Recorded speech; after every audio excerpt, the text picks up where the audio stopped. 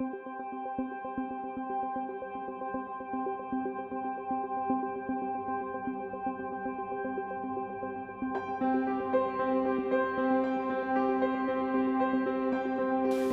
að sjá svona marga mættina hjá okkur á fund, þannig að þetta er flesti sem við erum búin að sjá núna bara eftir COVID og við sjá munnin og öllum, þannig að það er bara mjög ánægilegt. Ég heiti Þórhildur Stefánsdóttir og ég er ráðgjafi hérna í Almenna lífeyrissjóðnum og við ætlum að vera með 2 erindi í dag. Og hún Kristjana Sigurðardóttir sem er fjárfestingarstjóri sjóðsins, hún ætlar að fara yfir markaðinn eins og margir hafa tekið eftir að það búið að vera mjög miklar sveiflur á honum. Og síðan ætlar Gunnar Baldvinsson, framkvæmdastjóri sjóðsins, að fara yfir breytt lög lífeyrissjóði. Það var svolítið svona umræða það hvort að ég eða Gunnar ætluðum að taka þetta erindi. Og ég er svona venjulega alltaf sú sem kannski tek erindi og hann kannski fundarstjóri. Og þannig að þetta er fyrsta skipti sem ég er fundarstjóri. Þannig að ég held að það er smá svona stressandi. Mér finnst það eiginlega meira stressandi heldur að fara að halda erindi. Og síðan var ég að fara að spyrja alveg, já, betur, hvað gerir maður sem fundarstjóri? Og maður að segja eitthvað og eitthvað sem var að spyrja í vinnunni í gær. Og þá alveg, já, kannski getur haft brandur lífeyrismál. En ég þekki enga brandur lífeyrismál, ég veit ekki hvort að þið þekki ykkur brandara. Og þá kom já, geta kannski sagt ykkur á sögu. Ég er kannski svolítið svona að segja stundum sögur ömmu mínu eitthvað. Og þá fór ég að hugsa mamma mín er fædd 1955, þannig að hún er núna akkurat að verða 67 ára í ár. Og þannig að sem margir segja alltaf, já, núna er ég að vera löggildur þegar ég vera hringibann. Og þannig að hún er það sem kallast írskur tvíburi. Þannig að ég veit ekki hvort allir viti hvað írskur tvíburi er. En það er þá systkini sem er fædd á sama almanaksári. Þannig að systir mín fædd í desember og bróðurinn fæddur í janúar. Og þau eiga sín eina systur sem er 2-3 árum eldri en þau. Og þegar þau voru að alast upp, þá hélt amma þeirra, sem sagt langamma mín, svolítið mikið upp á eldri systurina. Og þannig að þegar hún var að gefa systkinum eitthvað, þá fekk eldri 1 hluta og þau 2 yngri þurfti alltaf að skipta sín á milli. Þannig að það var alltaf, þannig að þau fengu bara helmingi minna heldur en eldri systrin. Og þetta myndast náttúrulega svolítið svona pirringur á milli systkina og reyndar náttúrulega þessi yngri sem var svona rotta sér saman hvernig þeir eiga að jafna þess lengi inn. Og þá þegar var verið að gefa nammi og þá var hinn alltaf að spara sem fekk meira nammi. Þannig að þau voru búin að finna leiði hvernig áttur að stelast inn í kassan til þess að jafna þetta. Og þannig að þegar ég var að alast upp þá var mamma mjög upptekin af þessu að allir ætti að vera jafnt. Þannig að við vorum með sunnudagskvöld og þau muni eftir að það voru 1983-84 að þá var alltaf bara 1 líters kókflaska. Þannig að sunnudagskvöldum þá var keypt kókflaskan og þá var skipt upp á millimetr. Þannig að það mátti ekki muna meira hver fengi meira. Þannig að þetta hefur alltaf verið svolítið svona innbyggt í okkur. Og þannig að ef við tengjum þetta kannski aðeins við Tryggingastofnun, að þá er raunveru ég hugsa svona, Tryggingastofnun er svolítið með svona átöpunar verksmið að fylla á kóki, að þá náttúrulega er bara takmarka magn sem hefur kókinu og þannig að það er raunveru geta eins okkar bara sem skattgreiðendur hvað við greiðum mikið til Tryggingastofnunar og síðan er það alltaf spurning jafnræði hvernig við skiptum þessum gæðum, hvernig ætlum við skipta á milli allra lífeyrisþega þannig að það er tekjur sem við höfum. Þannig að þetta er kannski aðeins sem útúr. En herðu, það ætla að byrja þá að kynna hérna Kristjánu, bara velkomin, já, ég glemdi einu fyrir ekki, við ætlum að hafa spurningur og svör eftir bæði erindin. Þannig að Kristján klárar sitt mál og síðan tekur Gunnar við og síðan er spurt og svara. Nú gjör svo vel.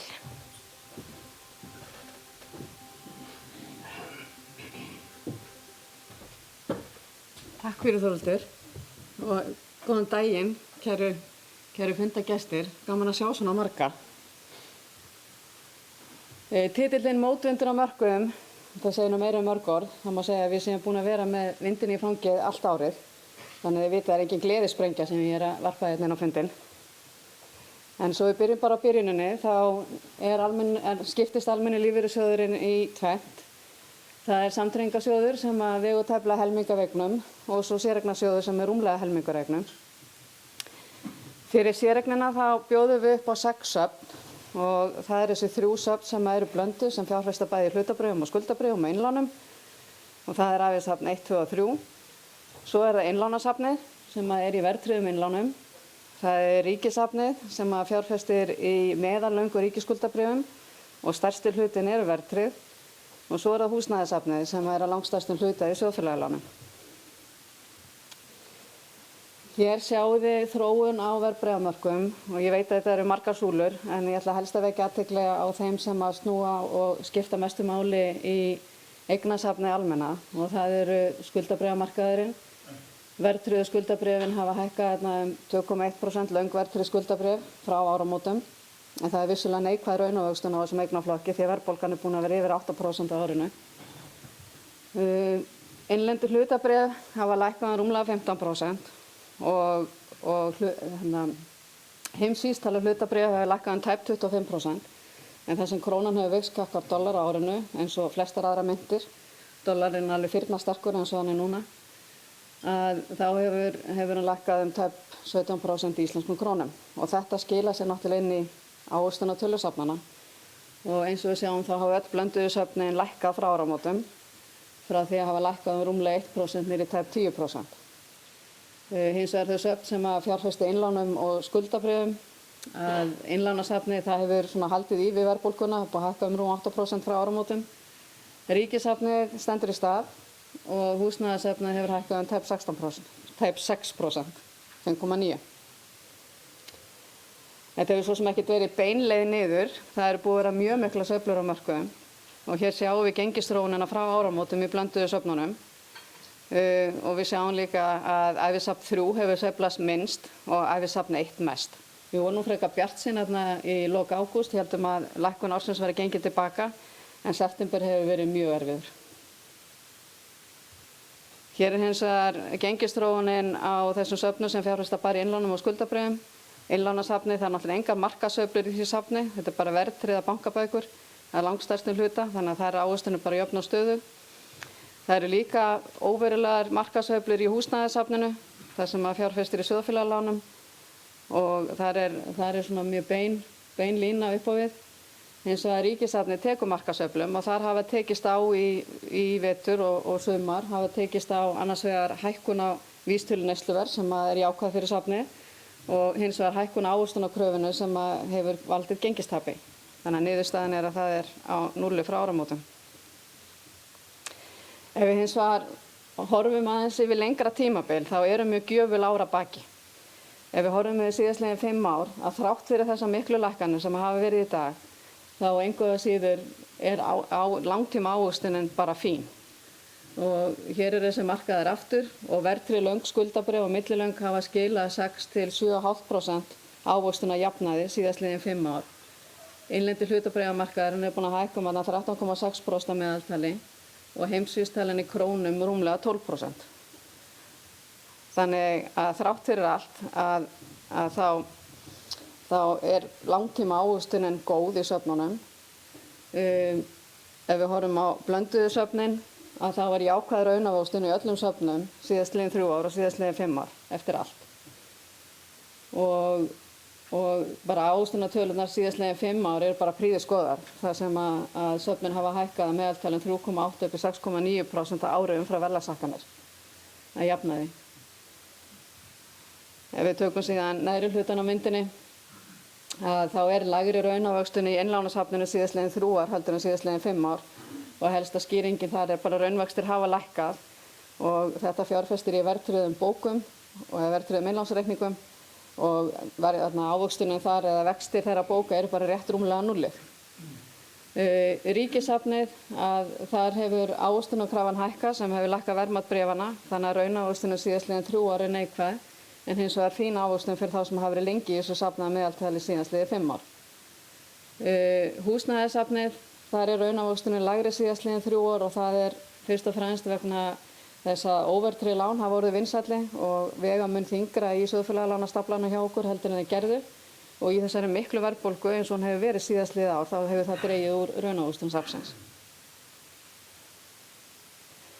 Mig langar aðeins til að tengja saman vexti og verðmat eigna og hérna sjáum við þróunina á 10 ára ríkisskuldabréfum, bandarískum ríkisskuldabréfum, það er dökkbláa línan, ljósbláa línan er heimsvísitala hlutabréf í dollar og gula línan er bandaríski hlutabréfamarkaðurinn. Og við sjáum að þegar vextir hafa farið niður að þá hefur hlutabréfaverð hækkað og markaðar tekið vel við sér. Hins vegar í þessu vaxtahækkunarferli að þá hafa markaðir gefið eftir og það sama á við hér á landi. Rauða línan eru stýrivextir Seðlabankans, bláa línan er vísitala íbúðaverðs, sýnir þróun þá fasteignaverði og brúna línan er hlutabréfamarkaðurinn. Og við sjáum líka hvað þegar að þessi skörpu vaxtalækkanir Seðlabankans fór af stað, hvað hlutabréfamarkaðurinn tók vel við sér en hefur gefið eftir við þessar vaxtahækkanir. Og íbúðamarkaðurinn hefur einnig hækkað mjög mikið eins og við sjáum þarna frá því að vaxtalækkunarferlið hófst á vormánuðum 2019 hjá Seðlabankanum. Þá hefur íbúðaverð eða vísitala íbúðaverðs hækkað 52% á tímabilinu, þetta er rúmlega 3,5 ár. En hlutabréfaverð hækkað 75%. Og við sjáum líka að þeir eru aðeins farnir að bíta vextir Seðlabankans núna þegar fara að hægja á íbúðaverðinu. Þannig að hvernig verður veturinn? Spyr sá sem ekki veit. Vaxtahækkunarferlið er hafið bæði austanhafs og vestan, við vitum það. Og það er bara mikil markaðsáhætta í skuldabréfum, hækkandi vextir, þeir lækka verðmæti skuldabréfa. Það er mesta verðbólga bæði í Evrópu og Bandaríkjunum og þeir hafa ekki séð svona verðbólgu í áratugi. Og það er nú fleiri raddir sem heyrast það að þetta muni taka aðeins lengri tíma að ná henni niður heldur að menn töldu þegar maður var að tala við þessa aðila í vor sem var starfandi á þeim mörkuðum. Það hefur verið mikil lækkun á hlutabréfamörkuðum og við sjáum ekkert fyrir endan á þeim. Stríðsátökin í Austur-Evrópu, það er svona harðari tónn komin í þau átök og orkuskortur í Evrópu og hækkun á orkuverði. Ég held þetta verði bara langur og strembinn vetur framundan. Og við verðum bara áfram með vindinn í fangið. En þá langar mig aðeins til að ræða blönduðu safnin, því ég veit að það er einhverjir inni kannski sem hafa átt að sjá því þeir eru kannski ekki í safni eða sveiflu meira safna heldur en kannski hentar. Að þá er mynd af eignaflokkunum og aðeins að reyna að draga fram kannski þá flokka sem sveiflast meira í ávöxtun heldur en hina. Og ef við tökum ævisafni 1 sem dæmi, að þá eru kringum 8% af því safnið sem taka ekki markaðssveiflum og það eru það sem heitir sjóðfélagalán og svo innlánin. En hins vegar er yfir 70% í söfnunum sem er ýmist í innlendum eða erlendum hlutabréfum. Það skilar vænt ávöxtun þar er hærri horft til lengri tíma en yfir skemmra tímabil má reikna með miklum sveiflum og það er vissulega gefið á í þessu safni. Ævisafn 2, þar er í kringum 10% sem að taka þá ekki markaðssveiflum sem eru sjóðfélagalánin. En það er ríflega helmingur á eignunum sem eru í hlutabréfum, bæði erlendum og innlendum. Hins vegar ævisafn 3, það er svona meiri. Það er 1/3 eignunum sem tekur ekki markaðssveiflum. Það er þessi 14% sem er í innlánum og þau eru langstærstu hluta í verðtryggðum innlánum. Og svo 19% sem eru í sjóðfélagalánum. En það er samt hátt í 1/3 sem er í hlutabréfum, bæði innlendum og erlendum. Og 1/3 sem er í innlendu skuldabréfum og þau vissulega taka markaðssveiflum, en svona mun minna heldur en hlutabréfin. Þannig að ef þið eru eitthvað velta fyrir okkur að gera eignabreitingar, þá er svo sem ráðgjöfin alltaf að gera það á tíma og ég mæli með að þið hafa samband við ráðgjöfun okkar hérna. Þau eru held ég vel flest hérna í salnum á eftir. Þannig að þá ætla ég að heipa Gunnar að og hann ætlar að vera með breytt lög lífeyrissjóði.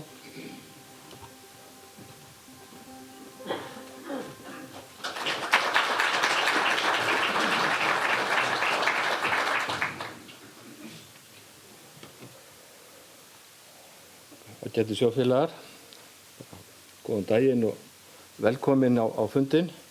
Ég ætla líka að segja velkomin við þá sem heima sitja. Fundurinn er í beinu streymi og ég held að séu töluvert margir að fylgjast með honum heima. Ég ætla að fjalla breytingar á lögum lífeyrissjóði og nokkrum öðrum lögum. Þetta eru breytingar sem voru samþykktar í júní á þessu ári á næturfundi, eins og oft gerist þegar þingið er að klárast. En aðdragandinn að þessari breytingu, hann er býsna langur og má rekja alveg til svokallað stöðugleikasáttmála sem var gerður árið 2009 í kjölfar fjármálahrunsins þegar aðilar vinnumarkaðarins og ríki gerðu svo sérstakan sáttmála til að stuðla að stöðugleika, að eitt af því sem kveðið var á í þeim sáttmála var að yfirfara lífeyrismálin. Það leiddi til þess að það komu fram hugmyndir og texti sem er aðdragandi að þeim lagabreytingum sem voru gerðir. Ég held ég hafi séð hann fyrst 2016 og nokkru sinnum var kynnt frumvarp í samráðsgátt og einum tímapunkti lagt fram á Alþingi. Nú farið að renna saman hvernig þetta var en svona til að gera langa sögu stutta að þá var í svokölluðum lífskjarasamningi sem var gerður 2019, þá var aftur ákvæði lífeyrismál og ríkisstjórn gaf yfirlýsingu í tengslum við þann samning þar sem hún lofaði að stuðla að ákveðnum breytingum. Og það er svona uppistaðan að þeim breytingum sem fóru í gegn með þessum breyttu lögum. Nú það er hægt að segja það hér að þessar tillögur þær sættu töluverðri gagnrýni. Kannski fyrst og fremst vegna þess að það var lítið samráð haft við aðila. Tillögunar koma að mestu leyti frá aðilum vinnumarkaðarins sem eru bakland margra lífeyrissjóða en samt lífeyrissjóða sem vega minna en 50% af kerfinu í heild. Og aðrir lífeyrissjóðir kvörtuðu þar á meðal við vildum sjá meira samráð, við vildum líka meiri sátt og við vísuðum í sáttina sem náðist 1997 þegar lög lífeyrissjóðir voru sett og ég held að þá hafa allir verið tiltölulega sáttir og allir sammála að þau lög hafi í meginatriðum reynst mjög vel. En þessar breytingar sem voru samþykktar í júní, að það eru mestu breytingar sem hafa verið gerðar á lífeyrissjóðalögunum frá upphafi. Eitt af því sem við nefndum var að það hefur verið boðað hefur verið boðuð heildarendurskoðun á lífeyrissjóðalögunum og okkur fannst svolítið skrítið að gera stórar breytingar í aðdraganda þessara heildarendurskoðunar. Og sú breyting skyldi gerð þannig að ekki væri haft samráð við alla hagaðila. En nú eru ný lög staðreynd og við þurfum að aðlaða okkur að þeim og ég ætla að fara yfir helstu atriði í lögunum og kannski aðeins að segja frá svona vangaveltum í tengslum við hvert atriði. Þetta eru 5 atriði sem ég fer yfir. Í fyrsta lagi þá er samið í lögunum að þá er ákveðið að hækka lágmarksiðgjald í lífeyrissjóð, það iðgjald sem allir eiga að greiða í 15,5%. Það er hækkun úr 12% lágmarksiðgjaldi í 15,5%, tekur gildi 1. janúar á næsta ári. Nú það er kannski rétt að minna á að mjög margir voru byrjaðir að greiða 15,5% iðgjald. Þetta hafði verið samið í kjarasamningum og þeir samningar samþykktir bæði af launþegum og atvinnurekendum. Ég persónulega er þeirra skoðunar að þetta sé svolítið mikil hækkun og það sem ég vildi sjá og við vildum sjá í okkar sjóði að það væri ekki ráðist í svona mikla hækkun nema að það væri gerð greining á sparnaða þörf, var virkilega þörf á að hækka iðgjald um 29%. Þetta leggst náttúrulega þyngst á yngstu kynslóðina sem er með lægstu launin, þunga framfærslubyrði og er að fjárfesta. Og ég ætla bara að sýna ykkur dæmi hver lífeyrir getur orðið miðað við núverandi umhverfi og ég er hér að reikna með aðilar sem byrjar að vinna 25 ára hættir 67 ára, hann er á vinnumarkaði í 42 ár. Ég gerir ráð fyrir að viðkomandi greiði í lífeyrissjóð 15,5% iðgjald alla starfsævina og til viðbótar sé með 2% viðbótarlífeyrissparnað, fái þannig 2% frá launagreiðanda í mótframlag, samtals 4%, eða að leggja fyrir 19,5% af launum í lífeyrissjóð og viðbótarlífeyrissparnað alla ævina. Af hverju ég með viðbótarlífeyrissparnaði með? Jú, hann í mínum huga einhver leyti þvingaður sparnaður, því að ef þú ert ekki með hann þá færð ekki þessi 2%, þetta 2% mótframlag frá launagreiðanda. Og ég sýni hérna, ég gerir ráð fyrir að séreignarsjóður sé greiddur út á 20 árum. Þá sjáum við það að ef launaþróun þannig, ef viðkomandi með föst laun alla starfsævina, að þá yrðu eftirlaun sem hlutfall af lokalaunum frá 67 til 86 ára í 20 ár, 108% af launum sem var með. Hann semst komið með eftirlaun sem eru meiri en launin sem hann var með á ævinni. Og frá 87 ára aldri 60%. Þeir sem töluðu fyrir hækkun iðgjalds sögðu, nei, þú verður að reikna með kaupmáttaraukningu. Og tölur hér á Íslandi sýna ef litið yfir langt tímabil að þá hafa laun kannski hækkað 1,5% umfram verðlag. Þá færðu út allt aðra tölur. Þá sjáum við að miðað við þetta dæmi að þá yrði lífeyrir 76% fyrstu 20 árin, 76% af lokalaunum og frá 87 ára aldri 42%. Þetta enga síður háar tölur, en það eru fæstir þannig að þeir eru með fæst laun alla starfsævina og ég þekki engan sem þannig að launin hækka að jafnaði, hækka alltaf 1,5% umfram verðlag alla ævina. Og ef við rýnum í skattframtöl, ég fylgst með þeim tölum í töluvert mörg ár, að þá sýna þau að launaþróun, og þá ég kannski ekki að tala laun, heldur bara tekjuþróun yfir ævina, að hún þannig að tekjur hækka bratt framan ævinni og ná hámarki svona upp úr 50 og fara síðan lækkandi. Og ef lífeyrir reiknaður út með við þessa forsendu, þá fáum við þarna síðustu súlunar sem sýna að eftirlaun geta orðið 105% af launum og 58% frá 87 ára aldri. Þetta bara mjög ríflegu lífeyrir. Og við gagnrýndum það í aðdraganda þessa frumvarps, áður en það að vera að skylda fólk að greiða 29% hærra iðgjald, ekki rétt að staldra eins við hvað þurfum við að spara. Og nú vil ég bæta við að síðasta dæmið sem sýnir 105% lífeyri, að ef gert ráð fyrir að viðkomandi nýti sér heimild til að leggja viðbótarlífeyrissparnað í fyrstu fasteign í 10 ár, að þá væri eftirlaun enga síður 98% fyrstu 20 árin og það bara mjög ríflegt. En þetta staðreynd og það var í sjálfu sér ekki baráttumál að berjast gegn þessu þegar flestir kjarasamningar höfðu verið samþykktir á þessum nótum.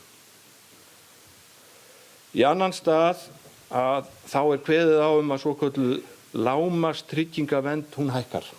Hvað lágmarkstryggingavernd? Það sú trygging sem lífeyrissjóður skal tryggja fyrir greitt iðgjald. Hún tekur til ævilangs ellilífeyris og hún tekur til áfallalífeyris sem örorku, maka og barnalífeyrir. Og það í lögunum talað að lágmarkstryggingavernd hún hækkar úr 1,4% árleg réttindaávinnsla í 1,8%. Hvað þýðir það? 1,4% í 40 ár myndi þýða 56% af þeim launum sem greitt af. 1,8% ári myndi þýða 72%. Við gagnrýndum líka að það var ekki að finna neitt rökstuðning fyrir því að hækka lágmarkstryggingaverndina. Af hverju þurfti að hækka lágmarkstryggingaverndina? Það kom hvergi fram. Það var bara svörin voru alltaf bara að því bara. En síðan var svolítið sérstakt ákvæði í lögunum að lágmarkstryggingaverndin hún verður hins vegar 1,4% ef sjóðfélagi ráðstafar 3,5% af launum í svokallaða tilgreinda séreign eða hjá sjóðum sem hafa ákveðið að lágmarkstryggingarvernda þannig að lágmarksiðgjald greiðist í samtryggingu og séreign. Það er til að mynda sjóður eins og almenni lífeyrissjóður, en við erum búin að vera með það í mörg ár að blanda iðgjaldi þannig að hluti fer í samtryggingu og hluti í séreign. Og síðasta setningin hérna,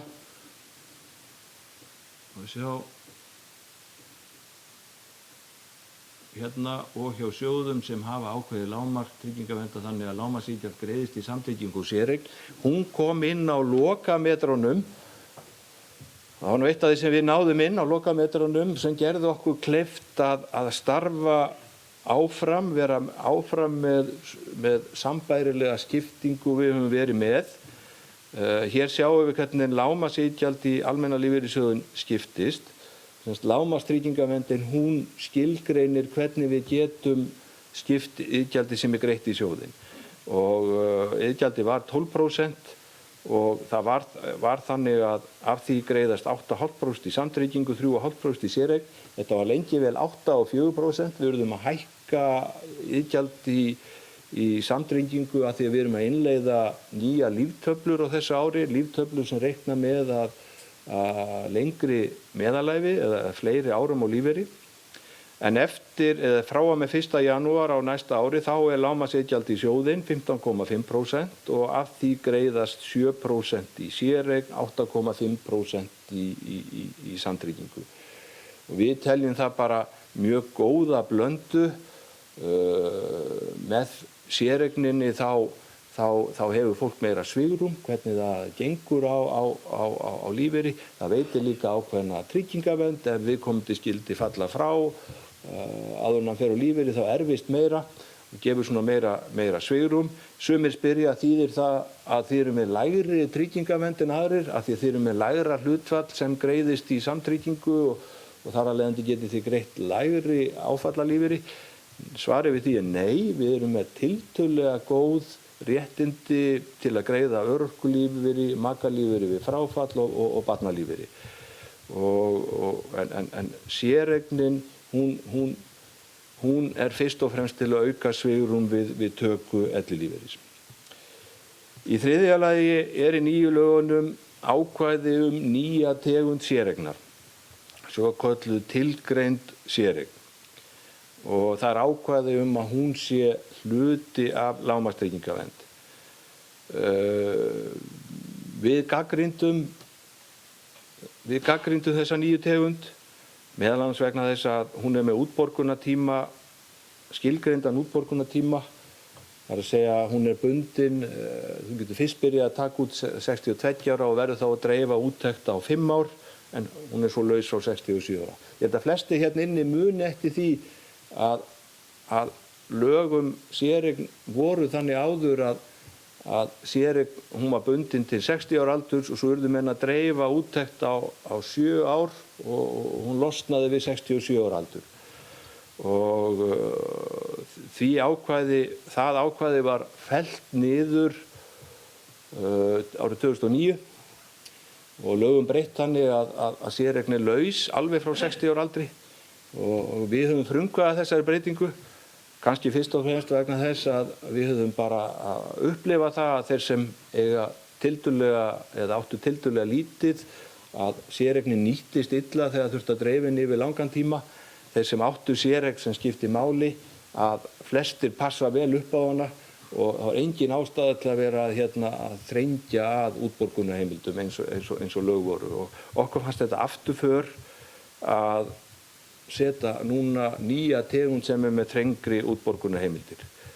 Hún er líka hluti af lágmarkstryggingavernd samkvæmt lögum sem þýðir að hún er með þrengri fjárfestingarheimildir heldur en hefðbundin séreign sem fylgir fjárfestingarheimildir viðbótarlífeyrissparnaðar og við töldum það óþarfa. Það þýðir til dæmis það að tilgreind séreign getur ekki boðið upp á innlánasafn eins og við erum að bjóða. Síðan í lögunum sérstök heimild til að ráðstafa henni til annars vörsluaðila. Það er að segja ef þú greiðir í skyldu lífeyrissjóð þá máttu óska eftir því að tilgreindar séreignin verði greidd til annars vörsluaðila, hvort sem það er annar lífeyrissjóður, banki eða annar aðili sem hefur heimild til að taka við viðbótarlífeyrissparnaði.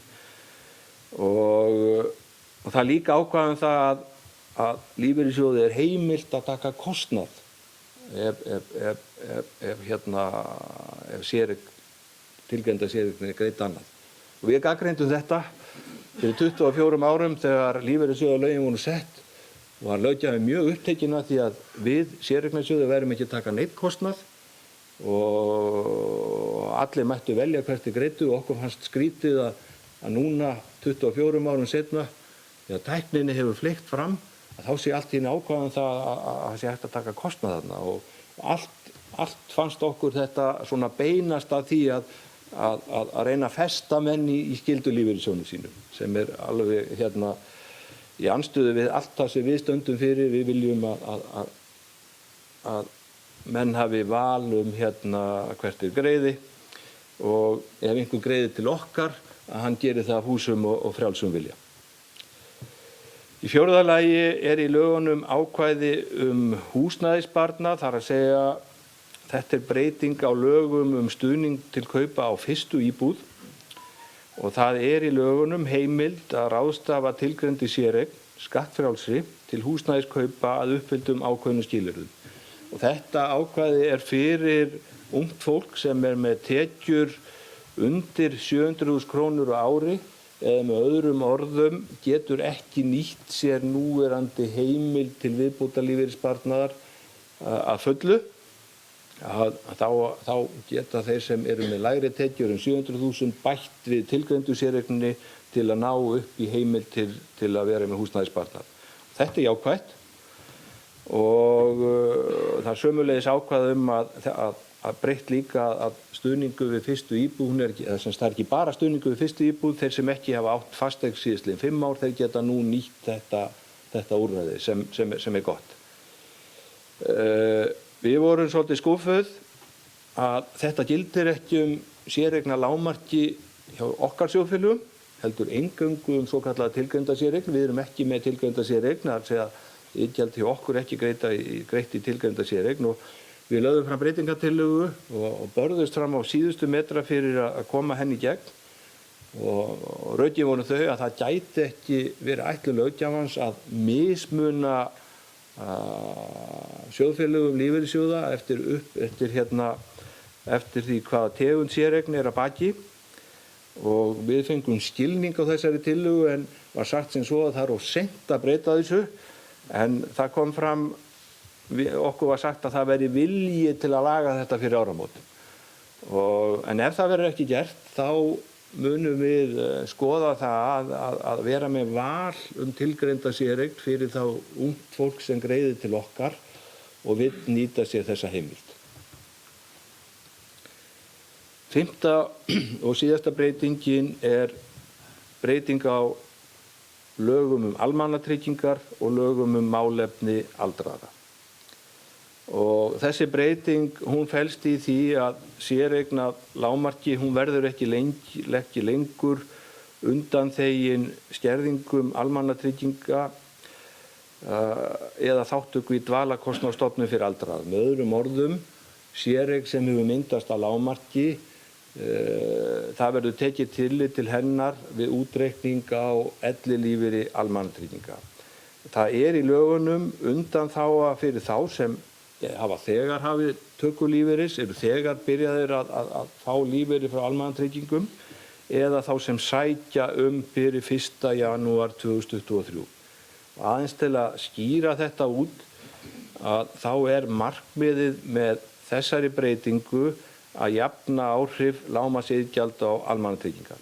Og við sjáum tvær súlur sem sýnir annars vegar hefðbundinn lífeyrissjóð þar sem allt iðgjald greitt í samtryggingu eins og staðan í dag að þá skerðir það allt saman almannatryggingar.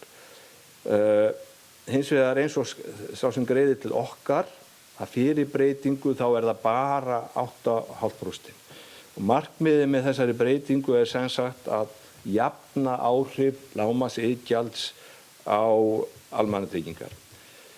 Við teljum þessa breytingu vera málefnalega og ég ken kannski betur að því og eftir, en ég vil líka segja það að með þessari breytingu þá lagabreyting sem var gerð á árinu 2008 tekið tilbaka.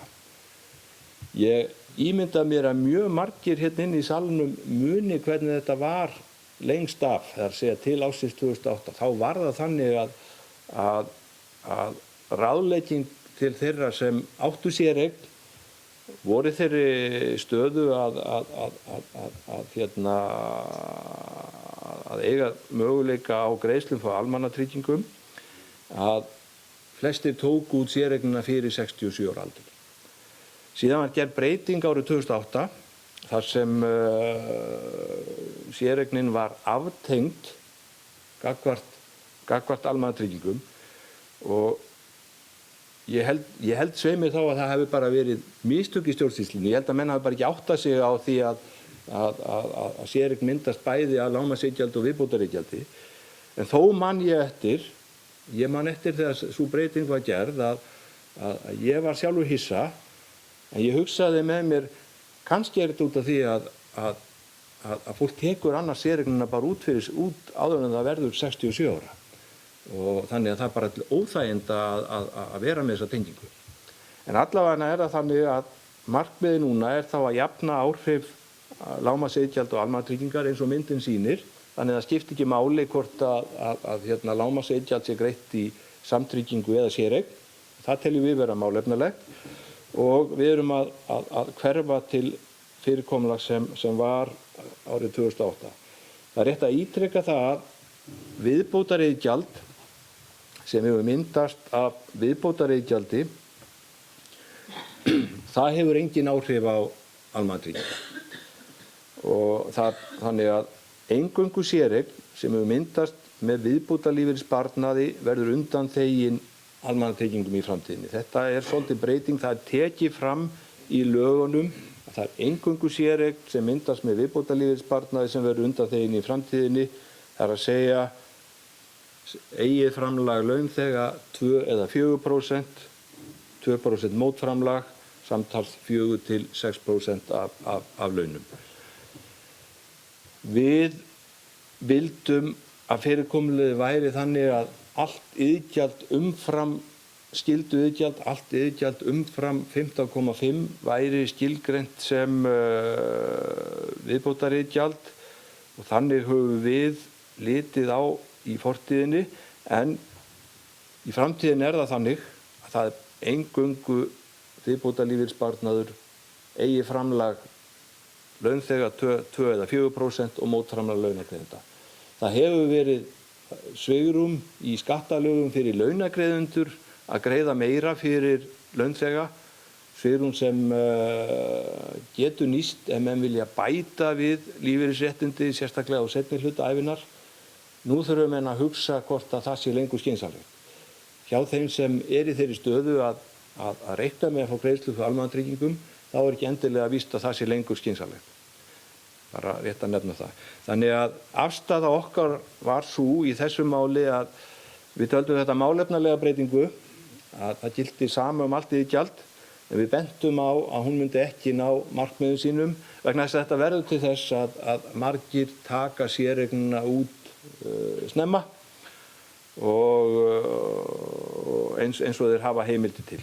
Við bentum líka á að þetta væri breyting á forsendum hjá fjölda fólks. Það töluvert langt frá árinu 2008 og margir hafa byggt upp, ég vil segja, réttmætar væntingar til þess að geta tekið séreignina sína út og fengi þá greiðslur frá almannatryggingum. Og svo bentum við á að það var ekki skilyrði í lögum að aðgreina séreign eftir uppruna, þannig að við höfðum ekki gert það, þannig að þetta væri svona viss óframkvæmanleiki í þessari breytingu. Á það var ekki hlustað og nú vil ég segja að við erum búin að spóla í gegnum fortíðina og skipta uppsafnaðri séreign upp hjá sjóðfélögum. Þannig að það sem sannarlega hefur verið greitt að lágmarksiðgjaldi er skráð þannig. Það sem sannarlega hefur verið greitt sem viðbótar lífeyrissparnaður er skráð sem viðbótariðgjald. Það sem við höfum ekki upplýsingar vitum ekki hvernig myndaðist, það höfum við túlkað sjóðfélagunum í hag og skráð sem viðbótariðgjald. En ég vil benda ykkur á það að inn á sjóðfélagavefnum okkar er hægt að sjá skiptingu séreignar. Það er tafla undir liðnum inneign og þar er hægt að sjá hvernig séreign skiptist. Hér er dæmi aðila sem er með séreign hérna í 4 hlutum og efstu 2 línurnar þar er eitthvað sem stendur lágmarksiðgjald. Þetta er laust á 60 ára aldri, þetta er í 2 áhersluleiðum og svo er hérna eitthvað sem er skráð sem viðbótariðgjald. Það sem er hérna skráð sem lágmarksiðgjald, það kemur til skerðingar greiðslum frá almannatryggingum. Til viðbótar ef einhver aðili hjá okkur á svokallaða tilgreinda séreign sem hann hefur greitt í annan lífeyrissjóð, þá myndi standa hér tilgreind séreign, eða skilyrta séreign sem stundum er kölluð bundin séreign, hluti að lágmarksiðgjaldi og þá frá öðrum lífeyrissjóði, að þá skerði það líka. Og á sjóðfélagavefnum okkar í dag er hægt að velja greiðsluröð úttektar. Þú getur valið, ef þú ert með séreigniðina í svona 4 liðum, þá getur þú valið út hvað er greitt fyrst og svo getur þú valið eingreiðslu og mánaðarlegar fjárhæðir og við erum að bæta við. Markmiðið var að það væri komið í dag, en það er ekki komið, en við erum að bæta við hnappi það sem hefur hægt að smella. Ég vil taka lágmarksséreign út í einu lagi ef einhver er að hugsa það. Og ég á von á því að það verði komið inn, kannski best að lofa ekki neinu en á næstu vikum. Þannig að spurningin er þá, hvað er til ráða fyrir þá sem hefur reiknað með ellilífeyri almannatrygginga sem hluta af eftirlaunum. Og það er bara fyrst að segja að þeir sem eru 65 ára eldri, þeir geta hafið tökulífeyris á árinu, en þeir þurfa þá að sækja lífeyri hjá Tryggingastofnun fyrir áramót. Það er ekki þannig að þú getur byrjað að taka út séreignina þína fyrir áramót, þú ert að sækja greiðslur almannatrygginga fyrir áramót. Og þeir sem gera þetta, að öll séreigni þeirra, engin séreigni og þeim mun skerða greiðslur almannatrygginga. Þeir sem eru undir 65 ára aldri, þeir geta skoðað hvort það borgar sig að taka út séreign að lágmarki fyrir 65 ára aldur. Þetta verður bara hver og einn að meta og ekki hægt að gefa algilt svar.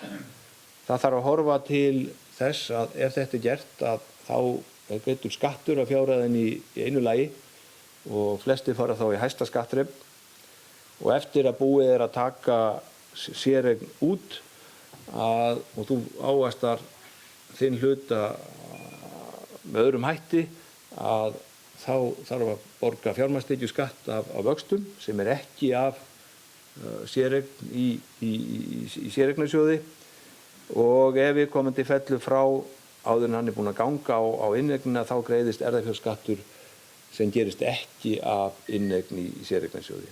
En á móti kemur að viðkomandi vætti þá enga séreign sem skerðir greiðslur almannatrygginga. Og ég ætla að sýna ykkur dæmi, bara einfalt dæmi. Hugsum okkur bara sjóðfélaga sem á 10 milljónir sem hefur safnast upp með greiðslu lágmarksiðgjalds. Þessi sjóðfélagi hafði ráðgert að taka þessar 10 milljónir út á 15 árum og fá þannig 71.000 krónur á mánuði sem hann sá sem hreina viðbót við eftirlaunin.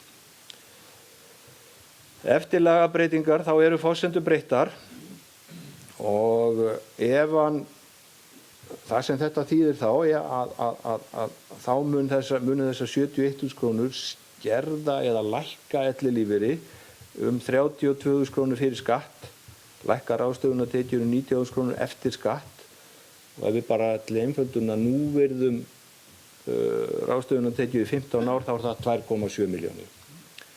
Móti kemur ef hann tæki séreignina út í einu lagi, þá myndi hann greiða viðbótarskatt. Þarna reiknaði ég bara með að hann færi úr skattþrepi 2 í skattþrepi 3 og hann myndi greiða þarna skatt aukalega upp á 830.000. Og niðurstaðan úr þessu dæmi er sú að þar sem áætluð lækkun ráðstöfunartekna er meira en viðbótarskattur, að þá sennilega borgar sig að taka inneign út áður en taka lífeyris hefst.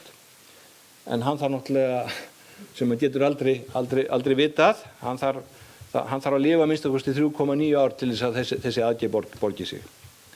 Og það er rétt að nefna að það eru önnur atriði sem geta haft áhrif, aðrar tekjur, fjármagnstekjuskattur af inneign og fleira. Þannig að eins og ég segi, þetta er bara eitthvað sem hver og einn þarf að gera upp við sig. Og þarna erum við bara komin í sama fyrirkomulag og var. Það var oftast þannig að flesti tók út séreignina fyrir 67 ára aldur, nú er það 65. Það er hægt að hefja töku almannatrygginga 65 ára og eins og ég segi, hver og einn þarf að meta. Og ég ætla bara að benda á að nánar upplýsingar við erum með á heimasíðu Almenna lífeyrissjóðsins, upplýsingasíðu þar sem er spurt og svarað. Og ég veit að það er komið núna frétt á heimasíðu almannatrygginga, frétt sem heitir breytt meðferð séreignarsparnaðar, það er líka spurt og svarað. Og mér er kunnugt að Landssamtök lífeyrissjóða eru líka að taka saman upplýsingar. En að því mæltu þá ætlaði ég að biðja Þórhildi að taka við og við erum tilbúin að svara spurningum, ég og Kristjána. Og Þórhildur kannski hjálpa mér að svara einhverjum spurningum líka.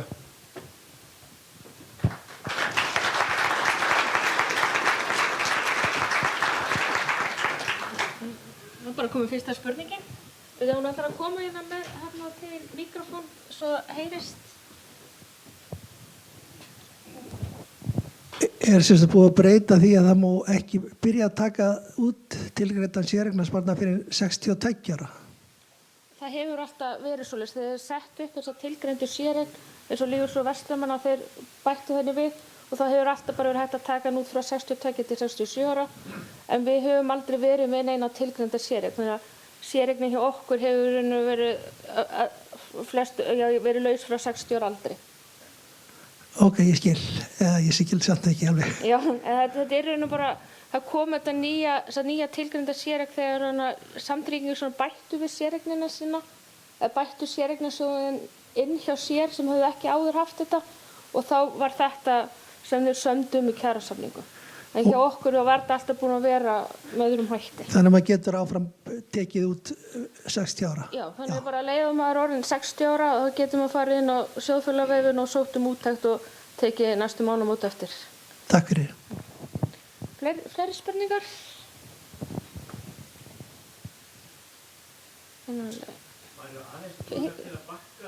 Fyrir ekki hingra fyrir að kemur einn spurning hér? Já, mér langar að spyrja aktuelt dæmi sem að ég veit að það er einstaklingur sem er 61 árs og hann ætlar að taka út séreign eingöngu, já þessuna til 67 eða jafnvel 70 eitthvað svoleiðis, ætlar að klára hana áður en að sækja hjá TR. Þannig myndi séreignin aldrei skerðast þess að TR bætur. Er það ekki rétt hjá mér? Jú, það er rétt hjá þér. Og það er líka ef þú sækir greiðslu frá Tryggingastofnun, þú færð hærri